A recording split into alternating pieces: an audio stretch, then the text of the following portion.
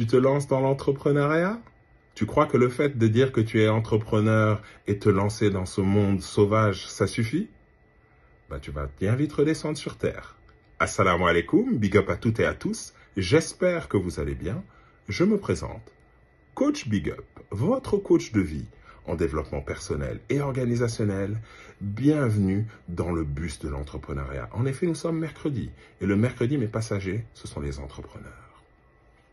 Aujourd'hui, je vais partager avec vous 4 états d'esprit, mindset, qu'un entrepreneur doit avoir pour pouvoir réussir dans l'entrepreneuriat. Mais avant cela, mesdames et messieurs, chers amis, chers passagers de la communauté du Big Up Style, le bus, chers entrepreneurs, je vous demande s'il vous plaît d'aller sur tous les réseaux sociaux. J'ai bien dit tous les réseaux sociaux, je me répète, tous les réseaux sociaux, et je vous demande s'il vous plaît d'aller aimer, suivre, commenter et partager toutes mes pages. Merci d'avance.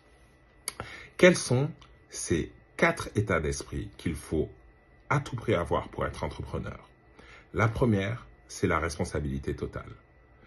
Même les erreurs commises par les autres, qui sont tes employés, qui sont tes fournisseurs, tu dois les assumer parce que tu es prestataire de service ou vendeur de quelque chose et tu as des délais à respecter par rapport à un client et tu ne peux pas déléguer ça à quelqu'un d'autre. Non, tu dois les assumer.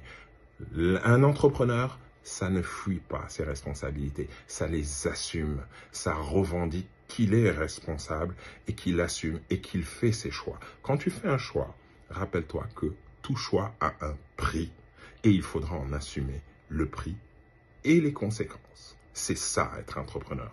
En revanche, ce n'est pas facile, mais il faut le faire. La deuxième chose à faire, c'est d'apprendre que tes échecs et tes erreurs, ce sont des leçons. Inspire-toi de grands leaders. Nelson Mandela a dit que lui, il ne perd jamais.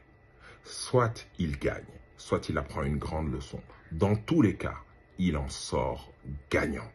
Et c'est la même chose pour un entrepreneur. Faire des erreurs, avoir des échecs, c'est normal. C'est ce qui te permet de grandir. Je vais te citer un autre exemple. Bernard Tapie. Au début, il a créé une société. Il a remarqué que ça ne marchait pas. Et il s'est dit, tiens, je vais racheter les sociétés des gens, les couper en petits morceaux et les revendre. Et c'est ce qu'il a fait. C'est ce qui a fait sa grande force. Et il a terminé sa vie comme quoi qu'on dise, comme un des plus grands entrepreneurs français. Et ça, il faut le retenir. Apprendre de ses échecs, en tirer les bonnes leçons et changer les choses. Rappelez-vous, le seul moyen d'avoir un résultat différent, c'est de changer au moins une chose dans la façon de faire. La troisième chose, qui est selon moi la plus cruciale, tu fais des sacrifices maintenant pour ne pas avoir à les faire plus tard. C'est-à-dire que plutôt que d'aller dîner au restaurant tous les soirs, écoute, ce sera maintenant une fois par semaine parce que le budget est limité. Il faut faire ces sacrifices pour l'instant, pour après pouvoir trouver le rythme de vie, le style de vie que tu veux. Et c'est pas que par rapport à ça, ça peut être aller au ciné, ça peut être ta consommation de carburant, marcher plus pour consommer moins et faire du bien à ta santé. Il faut faire des choix. En revanche, quand tu dis sacrifice, ça peut être aussi des sacrifices pour étudier maintenant et après avoir une formation, une compétence dans un domaine donné. Donc, tu fais des sacrifices maintenant pour ne pas avoir à les faire plus tard. Et la dernière chose, mais entoure-toi bien. Entoure-toi de personnes qui déjà te tirent vers le haut, te valorisent, croient en toi, mais en plus ont une expertise dans un domaine que tu n'as pas. Ça te coûte quoi?